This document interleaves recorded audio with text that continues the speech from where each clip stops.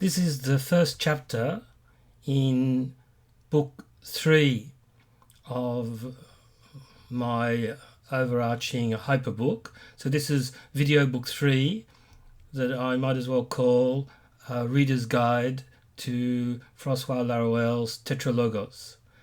TETRALOGOS is a big book, the last great book that Laruelle published in 2019. It's a little over 600 pages. We can compare it to Badiou's Immanence of Truths, which is 700 pages and was published the year before. I personally think that the book that Laruelle published just before TETRALOGOS, in Last Humanity, or I think in English it's translated The Last Humanity. It's on the analysis of In the Last Instance, so In the Last Humanity might have been a better title. Anyhow, I think The Last Humanity is a prologue to TETRALOGOS. It contains an essential part of the general model of TETRALOGOS that he leaves out of the book TETRALOGOS. So that's a little over 200 pages in French, 600, so that makes maybe 800 pages. So it puts in the category of what Badiou calls a monster, which is the noun he uses to describe the immanence of truths. So it's a monster because it's monstrous in size, and it's a monster because it's, despite being the logical continuation of the author's own work and having its raison d'être in the vast meta research program of contemporary French philosophy, it is an absolutely singular book. In many ways, a book like no other. So in that way, it's a monster, and we can't forget that etymologically under the word monster there is montrer, to show. So this is a book that, as a singularity, it shows us what can be done in philosophy. For this first chapter, I'm going to read a presentation that I made for a colloquium or a conference that I organized to discuss TETRALOGOS when it first came out. My original paper was in French. I've translated it into English and slightly modified it. I will read it, but in the general spirit of these videos, I'll be trying to rethink it at the same time. So maybe I will interpolate with other sorts of ideas that I've had since delivering this paper. As I said, Badiou's The Immanence of Truths came out in 2018. There, in my paper describing the overall structure and argument of that book, I described it in terms of Dantes' Divine Comedy. It starts in hell, the hell of finitude, or it starts in a sort of limbo region where we are, and takes us down into hell, which is in fact our reality for Badiou, then takes us up by way of a long purgation via the mathematics of higher and higher infinites to the absolute, and then takes us down to finding the points of contact with the absolute in the various truth procedures that we may participate in our finite life. Then 1 year later came TETRALOGOS, and I could have used the same schema for that.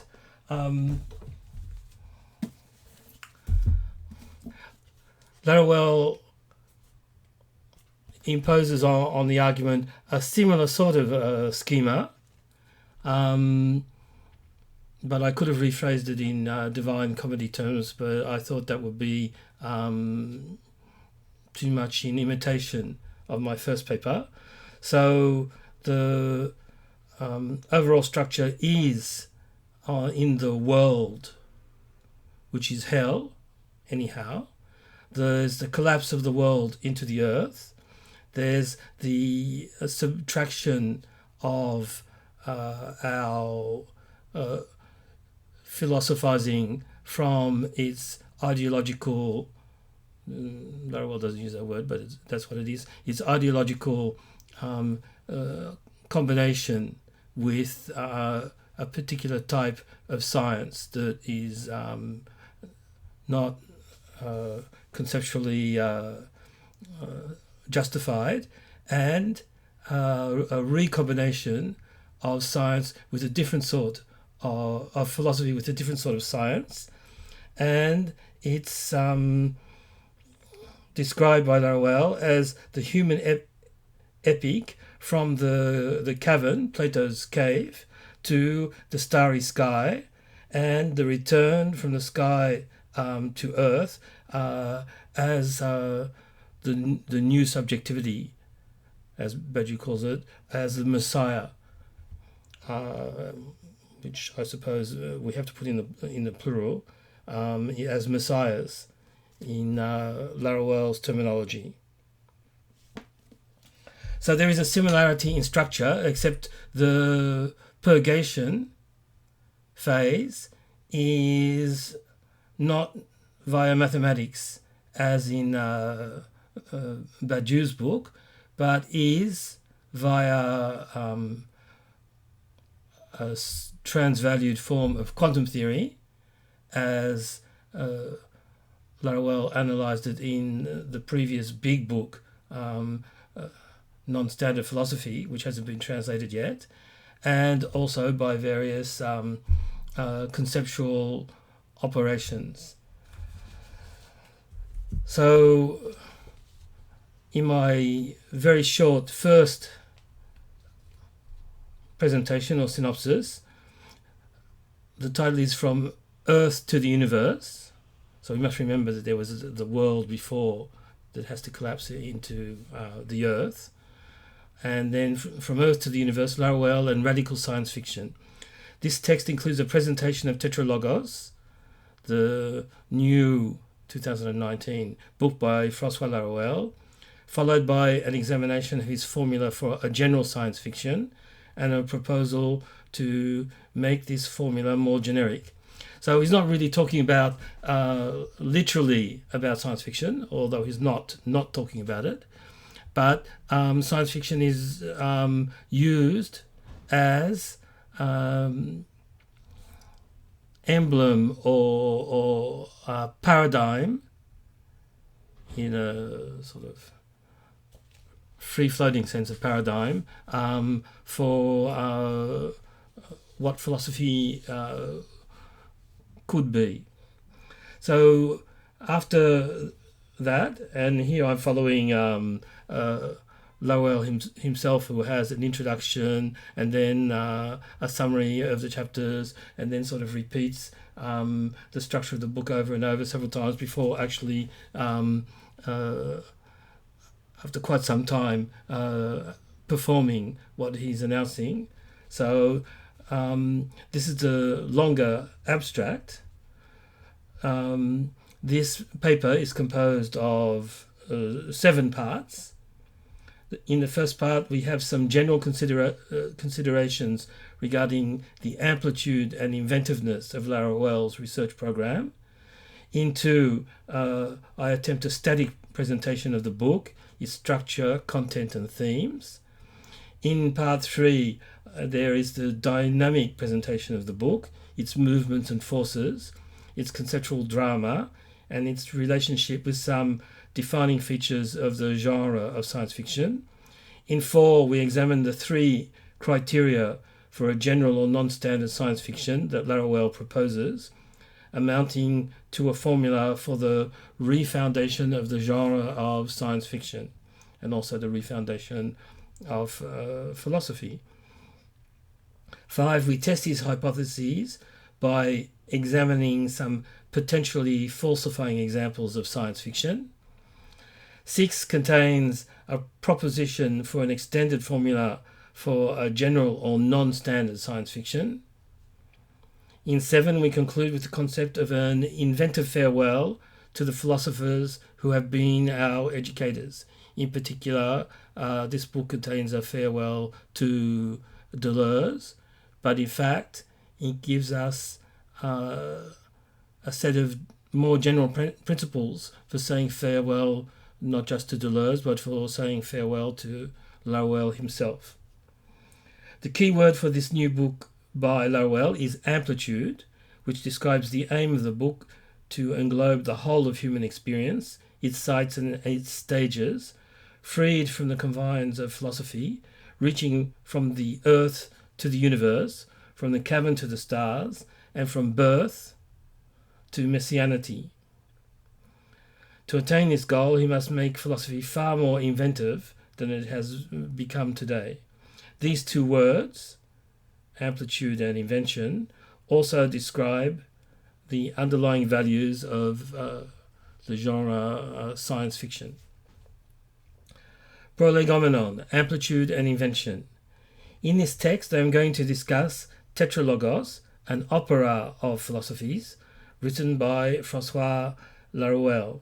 So it's an opera of philosophies because Laruelle explains that he always wanted to be a composer, and he didn't have the talent for it, and so he tried to produce an opera or produce music by the means of philosophy, by the means of concepts. So that's a sort of paradoxical motivation for producing this book, which is itself then a paradoxical object. It is an exciting and ambitious book of great breadth and depth of thought, and also of great abstraction. The book does not only contain abstract concepts, but it also has a dramatic structure, with characters, landscapes, architectures, movements, and acts, but these elements are themselves abstract, conceptual. They are de-schematized.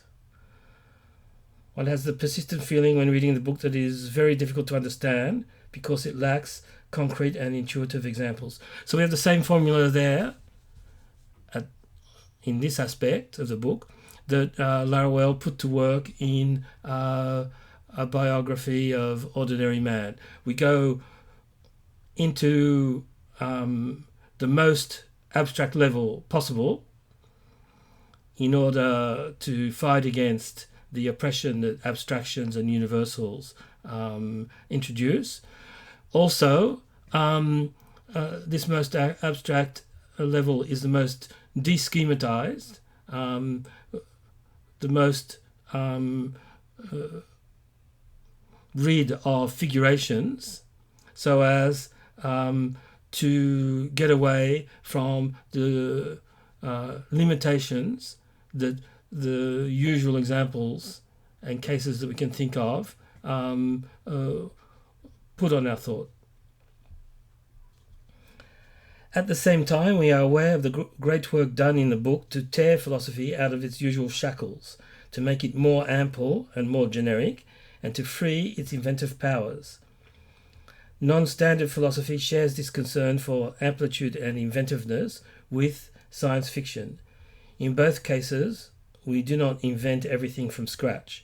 Science fiction operates as a megatext, and reading it presupposes that we have read quite a few other science fiction texts to understand the specific inventiveness of the text we are reading. So that's the idea that any science fiction text that we may take up is a fragment of this larger mega text that constitutes the genre of science fiction and is in dialogue with all the other texts of the genre, taking up ideas and giving a new twist to them, contradicting, confirming, transforming, breaking with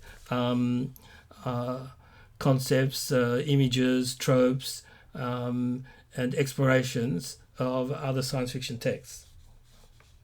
And the same thing is true in philosophy.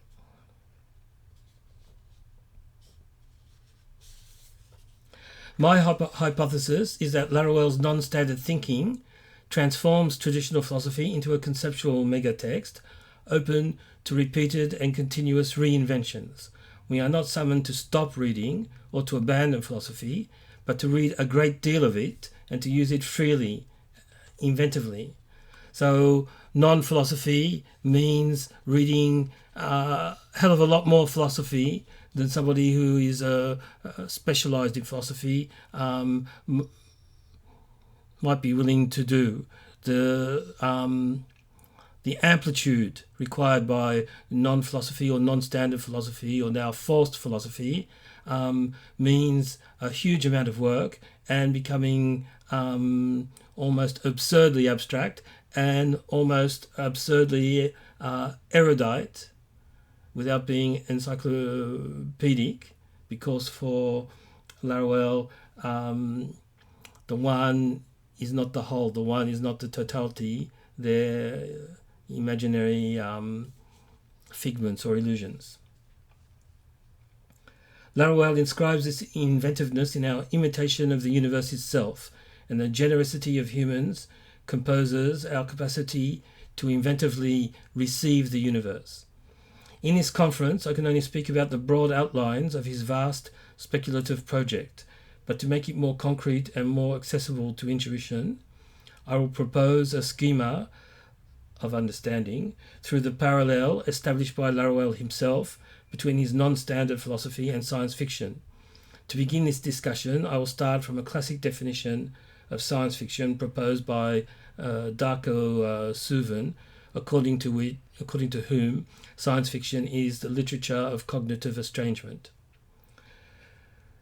The operation of cognitive estrangement proceeds by introducing into a narrative or a novel what he calls a novum, that is, an absolutely new object, entity, fact, or law of nature, and whose inclusion compels us to imagine another way of conceiving our world. So I'm going to re-schematize the system of concepts in TETRALOGOS by means of the literature of science fiction. So I'm going to follow the movement up, and I'm going to embody the downward movement, the Messiah movement, by re-schematizing in terms of science fiction. The danger in doing so is that I run the risk of contradicting the hardcore of Laruelle's metaphysical research program, which proceeds by, in quotes, underdetermination. Underdetermination in Laruelle's non-standard philosophy is an operation on a system or theory that suspends or subtracts some of its defining concepts, or concepts to which they are closely associated, to allow for greater flexibility in application, transformation, or invention of our concepts. This underdetermination can be seen as one way among others to accomplish science fictional estrangement. In speaking of science fiction and giving examples, and thus re-schematizing, I risk redetermining or over-determining what has just been underdetermined by Laruelle. So that is a worry, but then the whole movement of the book is dedetermination, underdetermination, chaotic multiple determination, or indetermination, and then redetermination. So we're getting a constant movement up and down of underdetermination. Paradoxically, underdetermination is up, and redetermination, which is down. In speaking of science fiction and giving examples and thus re-schematizing, I risk redetermining or over-determining what has just been underdetermined. Nevertheless, my hope is that by shedding light on tetralogos by the science fictional as a conceptual character already at work in his text, I will underdetermine not the book itself, but the overly philosophical reading that one could make of it, and in so doing, open it to other readings. First, I would like to make a comment on the question of conceptual characters. We are used, since Deleuze and Guattari's What is Philosophy, to considering philosophy not only as an invention of concepts, but also as a creation of conceptual characters, their architectures and their dramas. François Laruelle gives an unusual extension to this definition. He considers that philosophy, non-philosophy, the generic and the quantic are the main characters of his opera. And so I'm proposing that science fiction too is one of the characters of his philo opera, on the analogy of space opera. They preside not only over our memory, but also over our destiny. Every conceptual character has a future dimension. Here I'm just repeating without giving the full quotes, which will come out in the later chapters of this book, the determinations that Laruelle gives out in the book. We can already see in this futurality another meeting point with science fiction. This is why I have just proposed to include science fiction, or rather the science fictional, in the list of conceptual characters that appear in the drama of the book. In Tetralogos, Laruelle makes us see that these new concepts, landscapes, acts and characters, enriched by many others that parade along its pages, give us the means to understand and talk about human experience in all its amplitude. So to talk about the human experience, you don't talk directly about human experience. You go through a transvaluation of that experience into conceptual characters, landscapes, acts, and to the animating concepts. Under the impulsion of Laruelle's non-standard philosophy, that is forced by the generic and the quantic, the book seeks to get us out of the landscapes of closed worlds and to enter the universe in all its extension. So this is the whole idea of coming out of the cavern. Badiou makes it clear that the immanence of truths is the same idea of just coming out of the cavern. We have to go back in, but basically discovering there's an outside and going outside and then coming back transformed and doing things differently with more amplitude and with more inventiveness.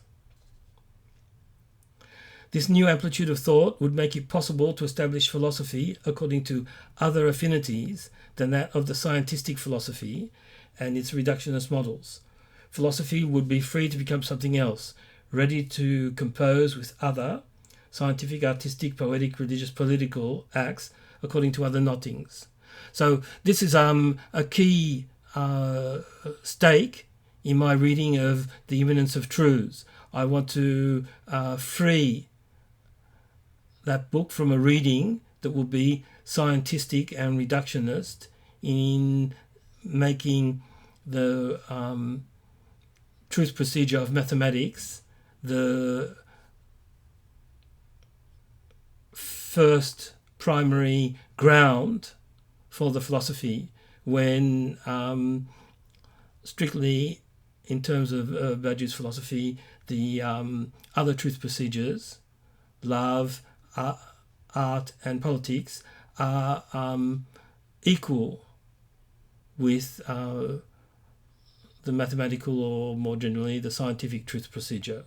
So one of the things that we can use Laruelle's book for is a set of criteria for giving a free, ample and inventive reading of other books and avoiding the reductionist traps that might arise just sort of automatically and self-evidently in reading, for example, Badiou or Zizek or Deleuze.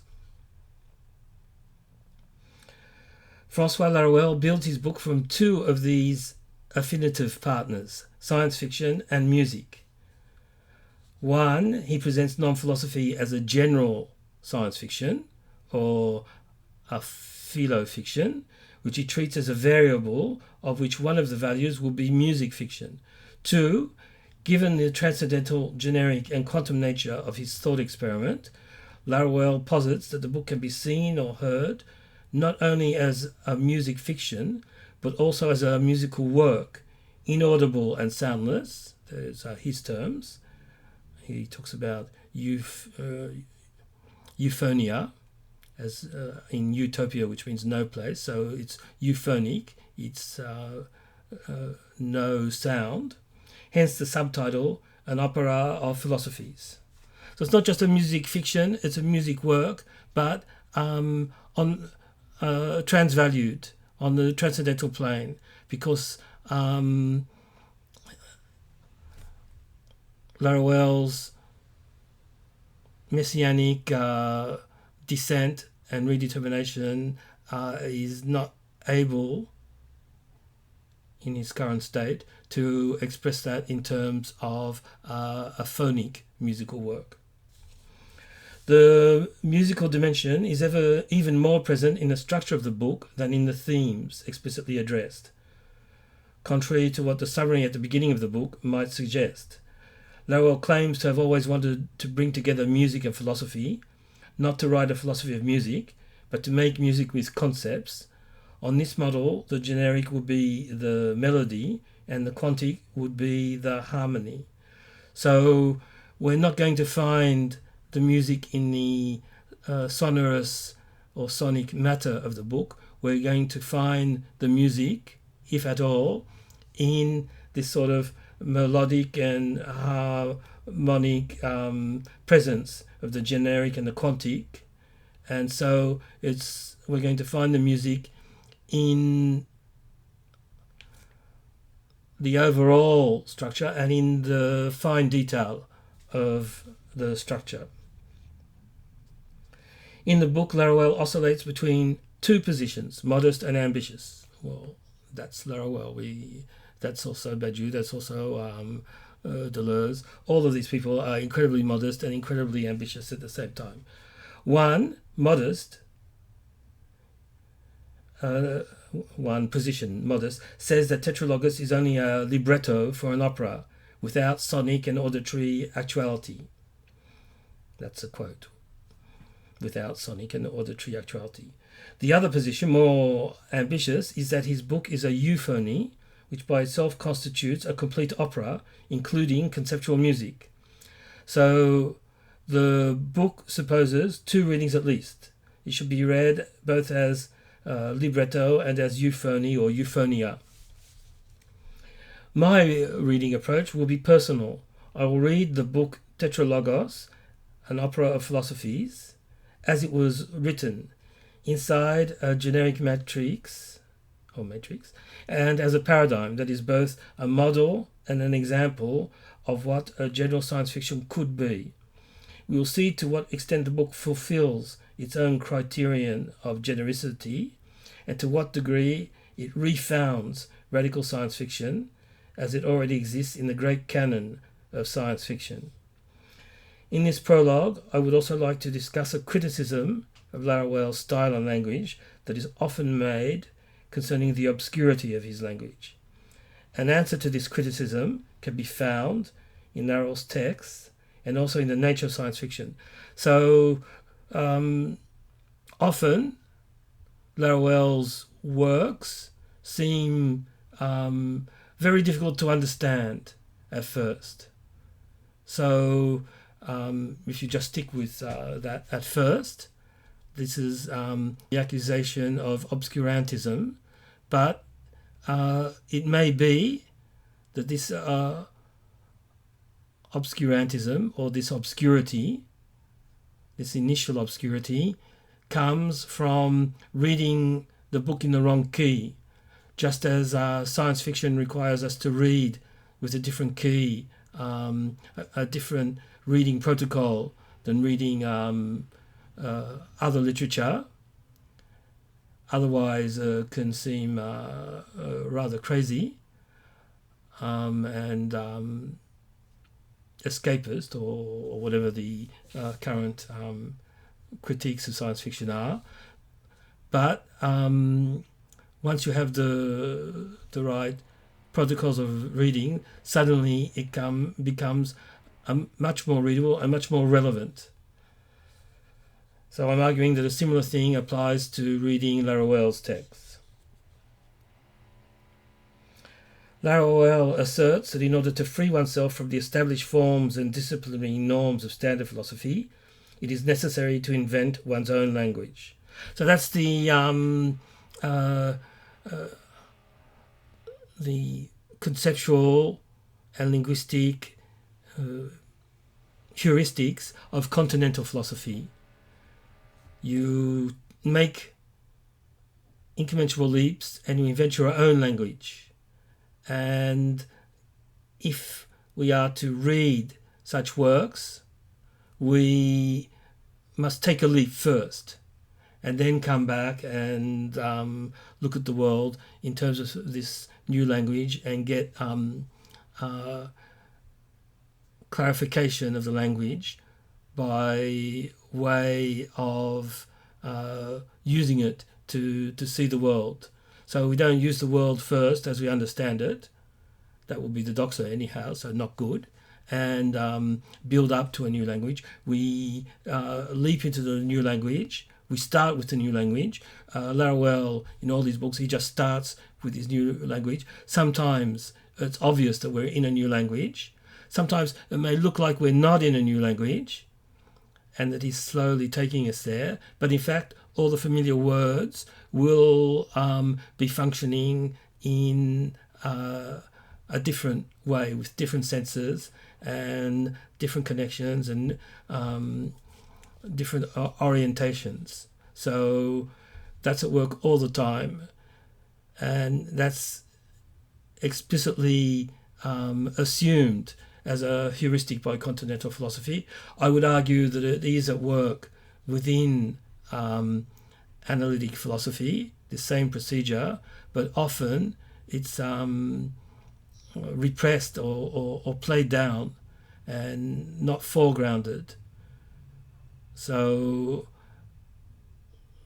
using that as a criterion of demarcation between analytic and continental philosophy is just a first approximation, but it works in Laruelle's case.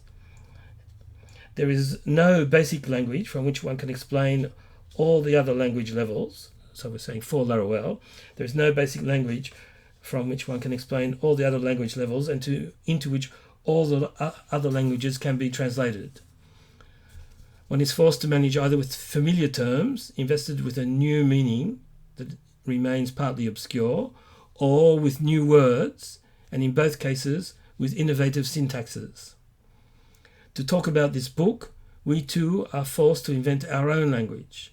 That's what I'm trying to do in this intervention. We're not just going to take up Laruelle's language and talk in Laruellese. Anyone who does that is not respecting the book, not respecting Laruelle's system. And if he encourages it, it's because sometimes people are tired and they need simplified things. Or sometimes people are human, all too human. So to talk about Laruelle, or to talk about Badiou, or to talk about Deleuze, that's a clue, that's a key. If somebody talks about one of these thinkers in that thinker's own language and only in that language, then there's something wrong. You need to know the language, you need to learn the language, you need to be multilingual if you're going to read several thinkers, but you need to be free in your use of that language and free in your use of other languages. Otherwise, it's just a new enslavement that is being produced for a short period of time, and whatever a short period of time in philosophy is, for a few days or a few years, there will be an effective liberation, but there will be no enduring liberation if you're imprisoned in the new language that is put forth by another thinker. It may be noted that the description of science fiction often emphasizes these two traits, the use of transformed language and the invention of neologisms. We do not write and we do not read science fiction according to the same codes as for standard literature, and we do not read a work by Laruelle according to the same codes as standard philosophy. I would add, you don't read Laruelle's work by the same codes as his previous works. Laruelle is constantly reinventing his concepts, reinventing his own language, and the codes and protocols for reading a biography of ordinary man are not the same as the codes and protocols for reading TETRALOGOS, and that's a good sign. That's a sign that Laruelle is doing his job as a philosopher, and he's constantly transforming and becoming incommensurable with himself. He's constantly taking leaps. An example taken from the canon of science fiction would be Dune, with its dictionary of terms at the end of the book and its appendices on ecology, religion, the Bene Gesserit, and the great houses. We are constantly obliged to interrupt our reading of the story, this is on the first reading, to consult this material, otherwise what we read does not make sense.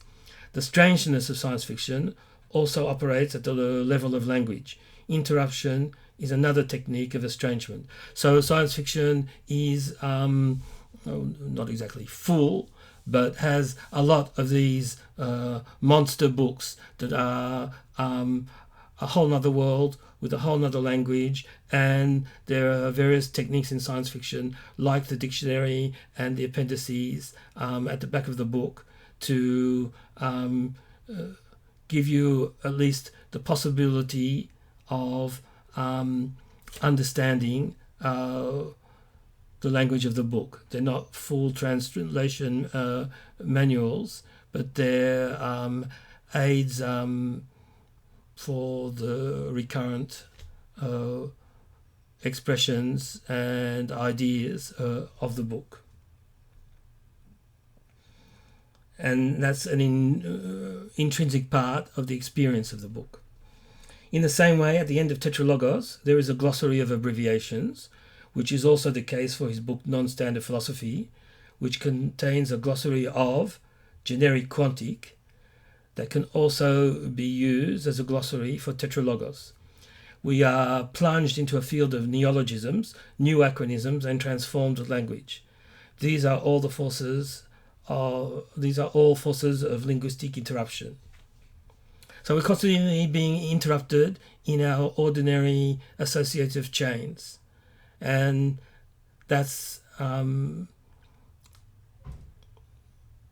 very useful heuristic procedure to allow greater openness, amplitude, and flexibility and inventiveness of thought. In fact, TETRALOGOS constitutes the clearest, the most accomplished synthesis of Laruelle's non-standard philosophy. The synthesis not only of his theses, but also of the forces and means that underlie them.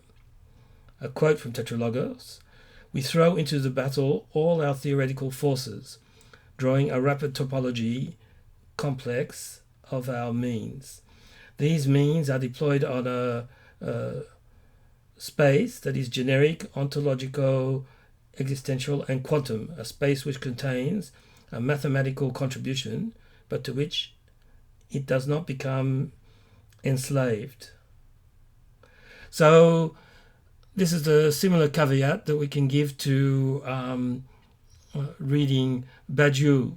There is deployed a mathematical space, but we must not become an slave to that space. We throw into the battle all our theoretical forces, which is to say, that's the only way you can read a philosophical book of any ambition.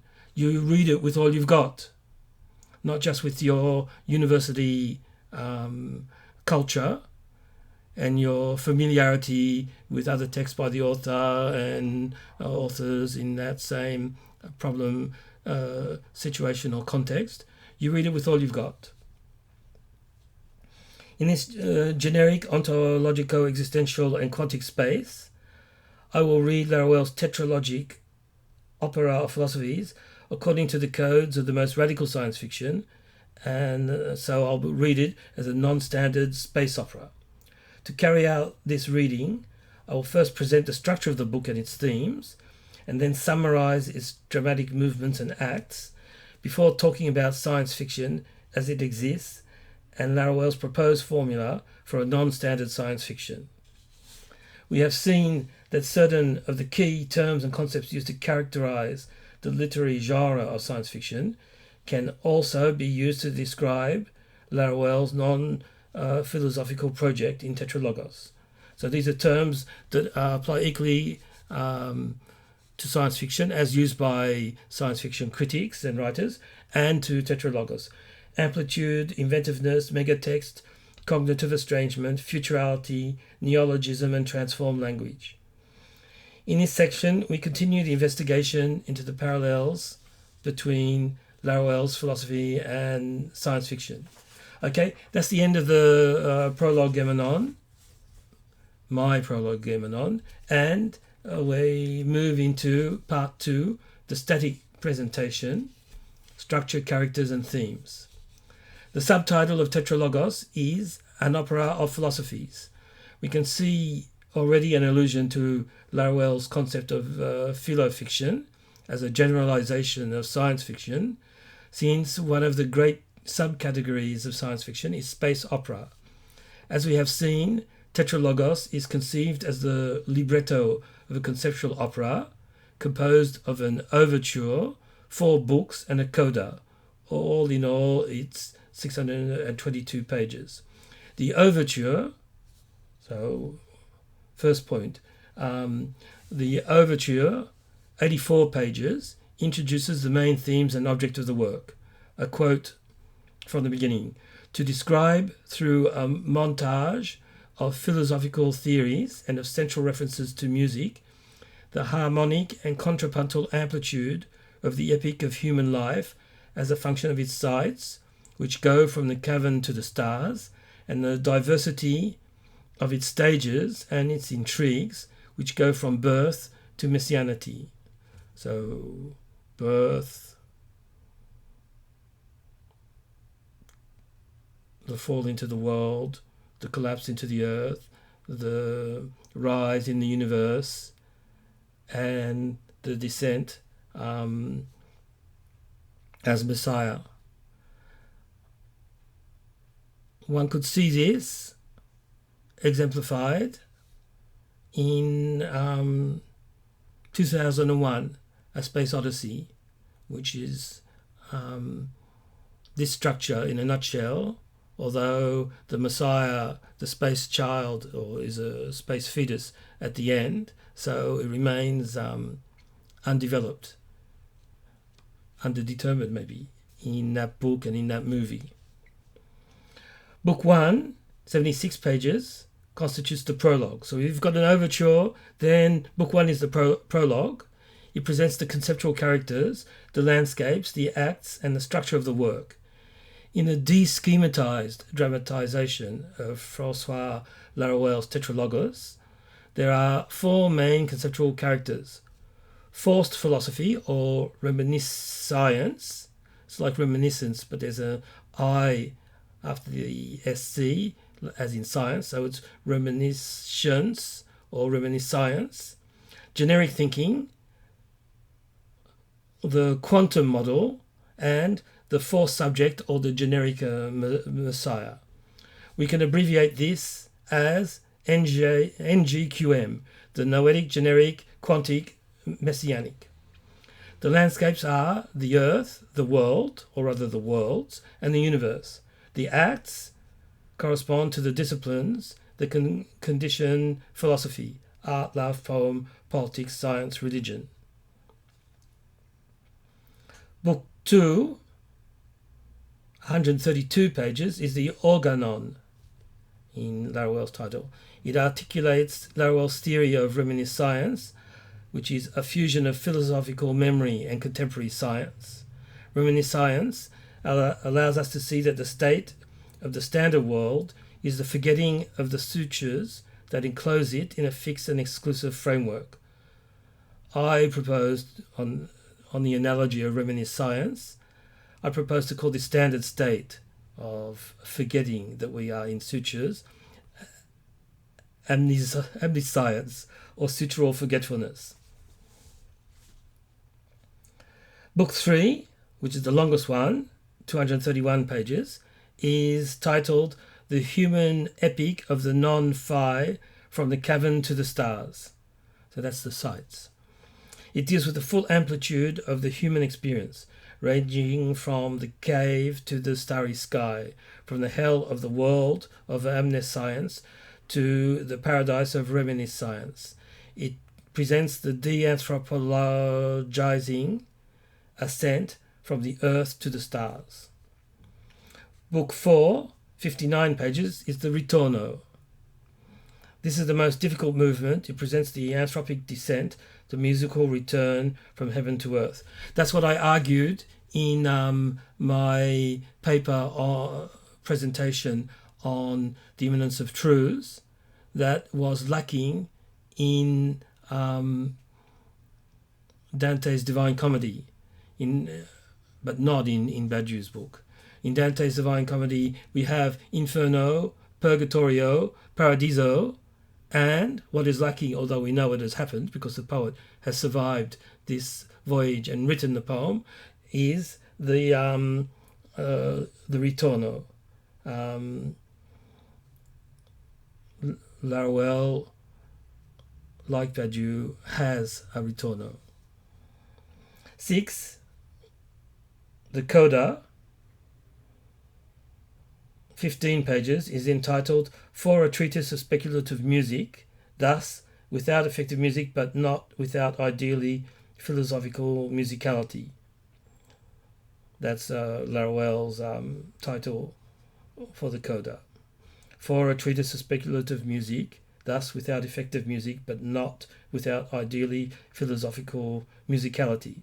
So, it's a speculative music, it's on the transcendental plane, it's music that somehow in some way, an opera that has been radicalized, intensified, and transvalued, so transcendentalized, and so it's not effective music, concrete, ordinary music, but it does have, at least to as much a degree as possible, ideally philosophical musicality. My comment: this is an ambitious project, Dantesque, the scope of which covers the sights, the stages, and the intrigues of human life as a cosmological epic. The book is a secular and conceptual divine comedy, beginning in the cave of amnescience, the Inferno, ascending the stage of reminiscent science, the Purgatorio, to the stars, Paradiso. It ends with a descent to the earth, Ritorno. We are very lucky to have such a book. Nevertheless, we can make certain observations resulting from various interrogations. 1. Given the operatic image of thought developed by Laruelle. Secondly, his new topology of de-anthropologized knowledge, which we saw taking place already in a biography of Ordinary Man in the introduction. Given also his philo-science fictional methodology, the bases of which were laid out in non-standard philosophy, and given his concern for a compositional practice, we consider that TETRALOGOS is a work of space opera or conceptual universe opera. It bears the same mark of cosmicity. So this cosmicity is a criterion and a test for Laruelle, one of his own criteria. The question that arises here is whether Laruellian space opera belongs more to the genre of hard science fiction, which makes an informed and integrated use of modern physics, or if its use of science tends more towards the soft end of the science fiction spectrum. Okay, this is a basic distinction within science fiction itself. Dune is a great science fiction epic, but it's more soft science fiction. It doesn't rely overmuch on an exploration of the laws of physics that are mobilized, for example, for the hyperdimensional navigation or for the trans-temporal visions. It uses planetology, ecology, sociology of religion as a backdrop for its world building, and so it will be classified, it's a question of degree, but more on the soft side of science fiction, on the soft science side, and on the hard science side, well, everybody automatically thinks of Greg Egan's work, and any other examples that come to mind. In his own way, Gene Wolfe in The Earth of the New Sun, even though there's not a real exploration of the hard science side, we start with a fantasy veneer, and we understand little by little that there are hard science underpinnings for all the seemingly fantastic elements.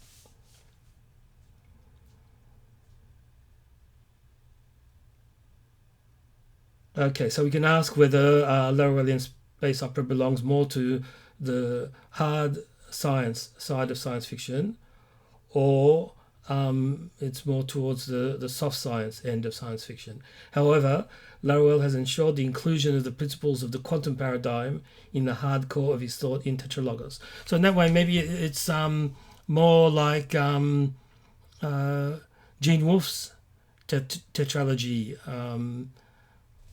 the Book of the New Sun, where there's a certain sort of fantastic element to Laruelle's text.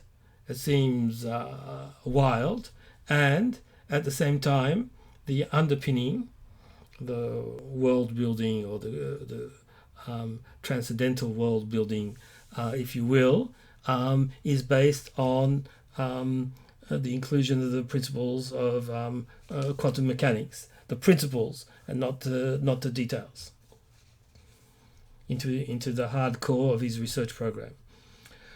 Secondly, or two, the dramaturgy of conceptual characters and the dramatic structure of actions and intrigues reveal here a greater proximity to the thought of Gilles Deleuze than Laruelle's earlier writings could have led us to think. However, we can consider that TETRALOGOS relativizes and overcomes some of the problematic features and some of the limitations of Deleuze and Guattari's What is Philosophy, while being indebted to that book and to Deleuze's work in general. In particular, Laruelle's use of the deschematized conceptual characters shows the still overly empirical aspect of Deleuze's conceptual characters. So this is something that we can find in the books that I'm going to take as the vertexes of my hyperbook. Badiou's Immanence of Truths, A Biography of Ordinary Man as a sort of first sketch, but TETRALOGOS by Laruelle, and Sex and the Failed Absolute by Zizek, at least those three, are trying to do correctly what Deleuze tried to do, and perhaps from some point of view we can say that he failed. Deleuze failed. So at the same time, to do correctly what Deleuze tried to do in Logic of Sense, I would argue that difference and repetition was a compromise formation between a philosophy of radical multiplicities and a philosophy of difference. And Logic of Sense represents an attempt to extract the logic of multiplicities in more pure form, and to leave aside the philosophy of difference. At the same time, Deleuze was following this idea of multiplying the figurations, and that comes from the idea the philosophy must transform everything that we know and participate in the world, but at the same time that may have limited the degree of incommensurable leap high enough or incommensurable enough to break up all the doxic principles that are part of our empirical realities. So a biography of Ordinary Man is already an attempt to do correctly, to get it right, what Deleuze was trying to do in Logic of Sense, and so at the same time to accomplish what Deleuze was trying to do and to say farewell to Deleuze. Nice try, but I am standing on the shoulders of giants, Deleuze, including your shoulders, but I'm seeing further and going further. And TETRALOGOS is the same thing, and so is Immanence of Truths, and so is Sex in the Fat Absolute. They're trying to do better everything that Deleuze was trying to do all over his evolution, but they're trying to do better and complete and go beyond, and so cast away Logic of Sense and what is philosophy.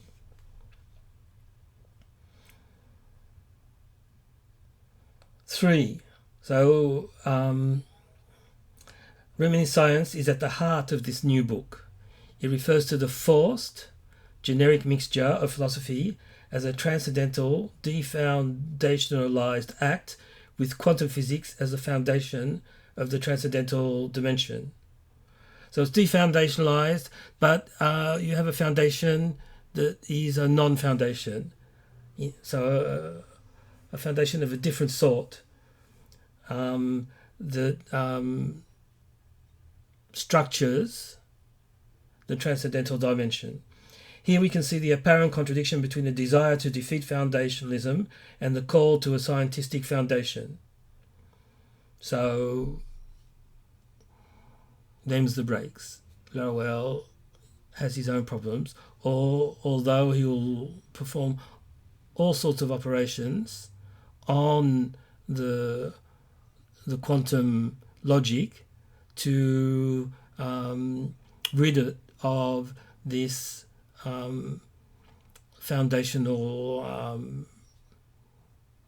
potential foundational rigidity and enclosure. 4. To achieve the goal of amplitude, describing the passage from the cavern to the sky and encompassing the stages of the epic of human life, Laruelle's project must be totally generic, rather than partisan or parochial. We have seen that his scientism constitutes a lack of genericity, and the same goes for his concept of messianity. If it is only a question of terminology, Laruelle should then be ready to combine these terms with other terms to express the telos of the descending subject, for example, with Buddhahood. In fact, looking at Laruelle's trajectory in terms of Buddhism could be quite illuminating. So, A Biography of Ordinary Man, which leaps to the one and the absolute, in a way, you could say that it corresponds to Hinayana Buddhism. In A Biography of Ordinary Man, despite the affirmation that we're talking about ordinary man, human experiences, and so on, the ritorno is lacking. So we have the Buddha, the enlightened one, as a figuration of the sort of transcendental non-philosopher that is constructed with this book. In TETRALOGOS, you have the up and the down movement, and that corresponds more to Mahayana Buddhism and the idea of the bodhisattva that renounces complete enlightenment to, out of compassion, incarnate in this world and help all sentient beings to attain enlightenment. And there's the idea there that nirvana and samsara are the same thing. So the Buddhist comparison could be a useful schema for seeing Laruelle's evolution. 5. Laruelle is a materialist in his emphasis on the dialectic of descent, just as important as the dialectic of ascension. Descent means that we acquire in the real a new practice of philosophy and of life, a new inventiveness, and not just a new manifesto of beautiful intentions. 6. This new practice of non-philosophical composition aims to produce a dramaturgy of philosophy conceived as an inaudible and insonorous music. We must then ask ourselves if the descent really succeeds in producing a new marriage between the virtual and the real, including at the musical level. So that's a criterion for Laruelle, and so it's a place where a test of Laruelle's success is possible. To what degree and in what way, in what sense, is there a musicality in this book? As we have seen above, the modest posture claims the book as a libretto for a conceptual opera. The ambitious stance asserts that the book is itself a philosophizing music. Seen in quantum terms, modesty is decoherent. We have in front of us a macroscopic book, which according to the musical spirit can only be at best the libretto. So in the virtual superposed state, it is music. It is an opera. In the macroscopic decoherent state, it's just a libretto, which can be more or less inventive and ample. The ambition would be to make us here understand the book according to the quantum spirit, coherently, as a superposition of concepts and music. So it can't force us to read the book in that way, but that's the new language. It is trying to give us the message and the protocols for receiving and decoding and applying that message all at the same time. It is thus a dramaturgy that is musical in spirit but philosophical in letter, whose libretto is provided by this text and its philosophico-scientific dialogues. But, let us repeat, it is a drama without sonorous or auditory actuality. That's a quote from TETRALOGOS. François Laruelle aims to create a musical drama through a conceptual libretto based on philosophical scientific dialogues between philosophy and science. It may be noted that it aims to replace the monological sutures by dialogical exchanges.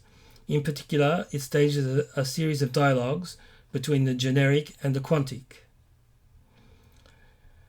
In the last sections of this paper, in the previous sections, we have seen that certain key terms and concepts used to describe the literary genre of science fiction can also be used to describe Laruelle's non-philosophical project in TETRALOGOS: amplitude, inventiveness, megatext, cognitive estrangement, futurality, neologism and transformed language, futurality and cosmicity.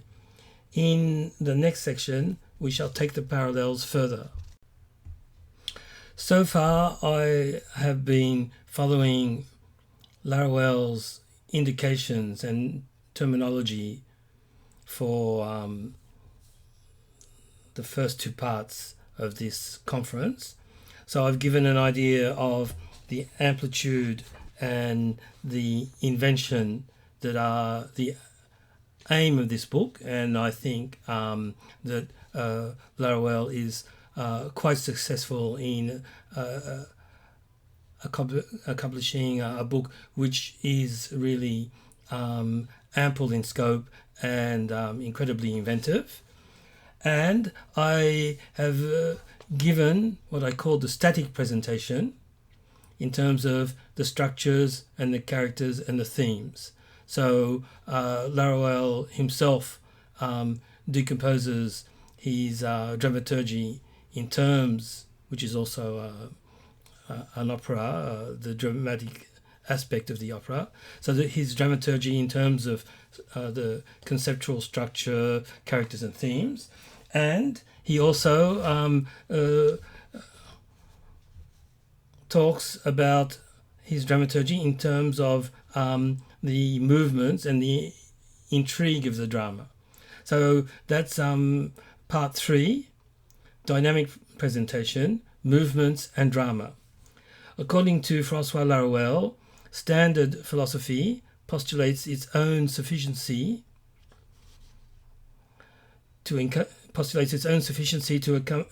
the real, but it maintains the appearance of this so-called autonomous apprehension by, in fact, its real dependence on other modes of apprehension.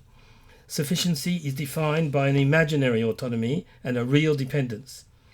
Thus, contrary to its self-image as a pure discipline, standard philosophy exists in a composite state, a mixture, Badiou calls this suture, of philosophy with another mode of apprehension, typically, for Laruelle, with the poem.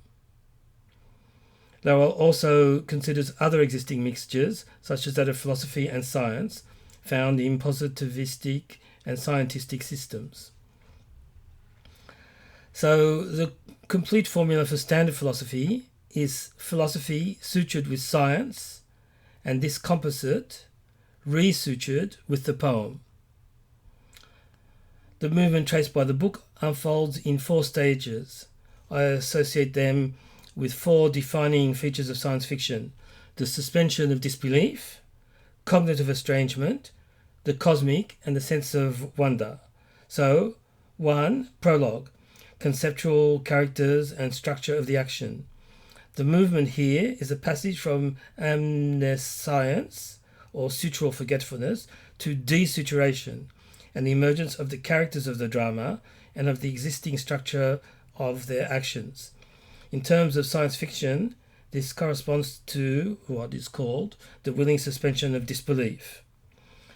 We live in a state of amnescience, in worlds governed by sufficient philosophy and by its unconsciously organized mixtures.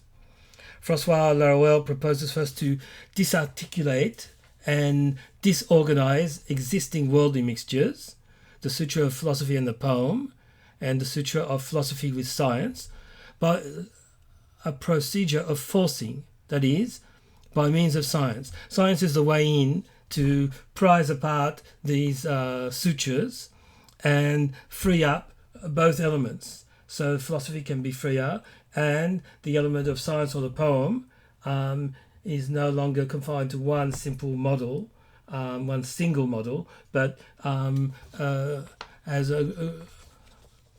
greater degrees of freedom. This will produce a more rigorous philosophy, and at the same time provide an answer to the critics who accuse Laruelle of scientism. So he's using science in a new, more sophisticated way in this book, I would say. Even if it's meant to be a retrospective, rational reconstruction of what he meant in his earlier books, I feel progress has been made in complexifying his use of science. Science would be used strategically in the current state of mixtures, philosophy poem and philosophy science, to suspend the sufficient attitude and to free philosophy from its unilateral limitation and its conceptual fusion with poetics on one side and with scientific reductionism on the other. The mixtures must be interrupted, and Laruelle's thesis is that the strongest interruption is the scientific. And that's Badiou's thesis as well in The Evidence of Truths. The strongest interruption of what he calls finitude is by way of the mathematics of the higher infinites. 2. Organon, the theory of reminiscence. The movement is the reorganization of the conceptual and dramatic architectures, releasing the characters and their acts for new adventures. In science fiction terms, this stage corresponds to cognitive estrangement. Estrangement, the science fictional concept, is forcing, in Laruelle's terms. He begins forced philosophy and its consciously reorganized mixtures. So that's my thesis. Estrangement is forcing. Forcing is estrangement. In this second stage, philosophy is neither eliminated nor abandoned. It remains an essential reference in a new, reorganized architecture where it finally has access to the real, but only through the sciences. And these sciences are primarily generic logic and quantum physics. A quote from Laruelle, TETRALOGOS: philosophy will have to accept the sometimes embarrassing mentoring of these sciences, generic logic and quantum physics, which will deprive it of its pretension to a fundamental access to the real, and will leave it with only the possibility of a mediated access to this real as universe, but in view of the governance of the empirico-formal human experience at the heart of the world. End of quote.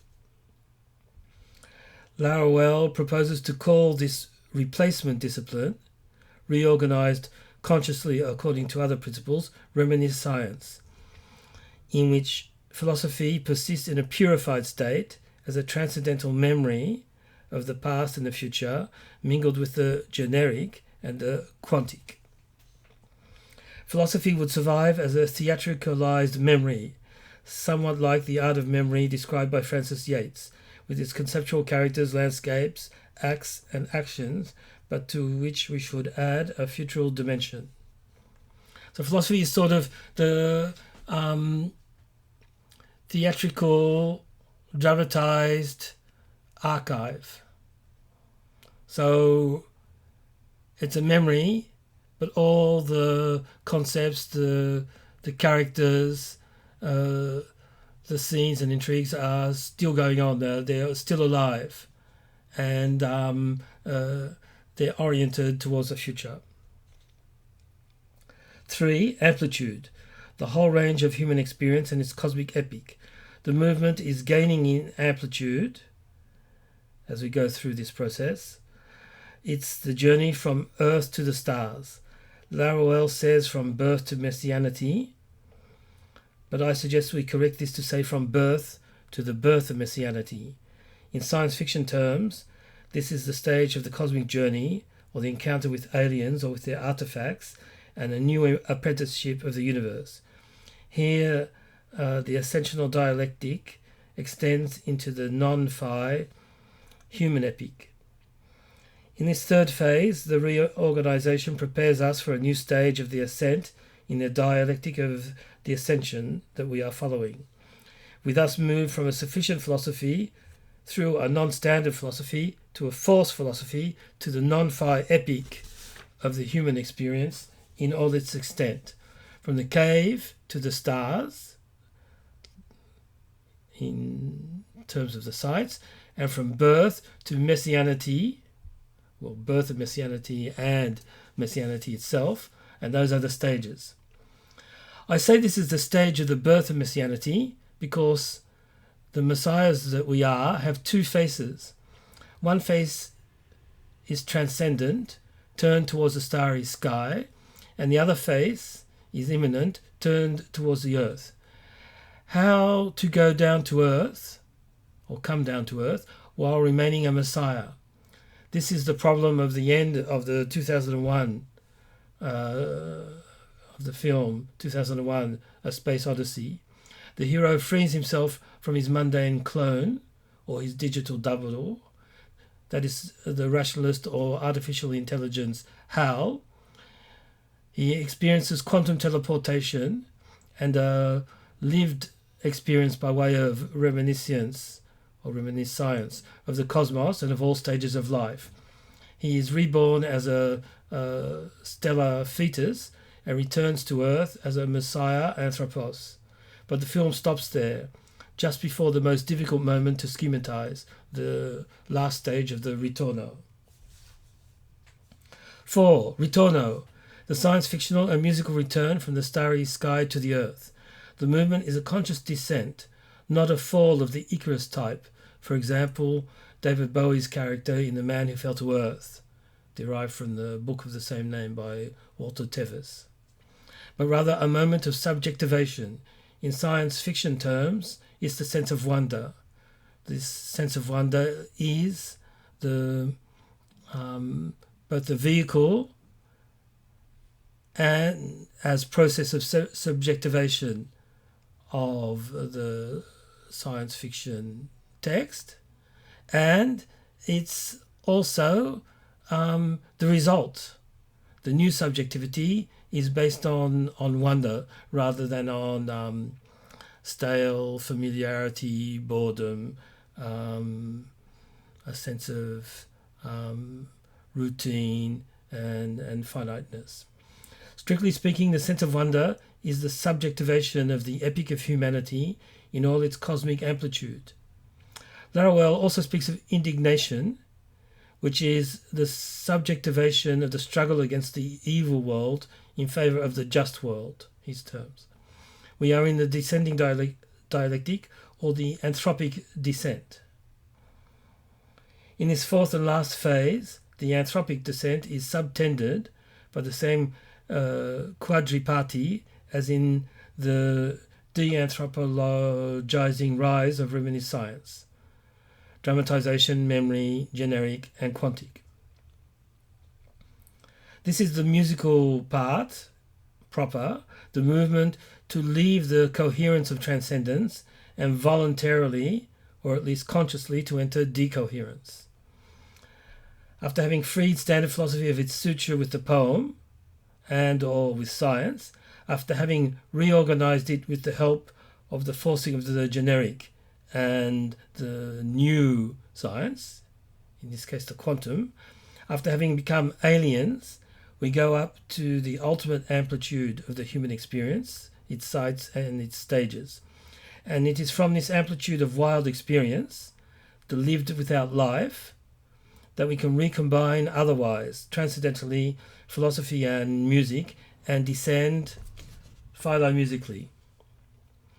The last book describes messianity, this is a quote from Laruelle now, the last book describes messianity as the ultimate and higher stage of human existence, the stage that returns to its origins and closes the cycle. It is ultimately given in a philosophical musical pathos, which is the explicit object of the last book, thus retroactively closing this tetralogy. End of quote. My commentary. The movement of the Laruellian space opera goes from amnescience, that is, from the philosophically contaminated experience of naive empiricism and scientism, to transcendental or radical empiricism, the pluralist universe, and finally to a radical polytheism, democratic messianity. So Messiah and messianity may have sort of elitist connotations, but what Laruelle is going for is a democracy of messiahs, a democratic messianity. The investigation of the parallels between Laruelle's metaphysical research program, as developed in TETRALOGOS, and science fiction as genre, has led us to add a few more entries to our list of certain key terms and concepts used by both: amplitude, inventivity, megatext, cognitive estrangement, futurality, neologism, transformed language, hard SF, soft SF, cosmicity, space opera, universe, aliens, cosmic voyage, willing suspension of disbelief, and sense of wonder. So we're augmenting our list of key terms and concepts that characterize this new genre of philo-science fiction that Laruelle is inventing as he goes along. So I'll stop there. That will be the end of part 1 of presentations, and in part 2 I will begin with section 4 of my paper, New Foundations of Science Fiction.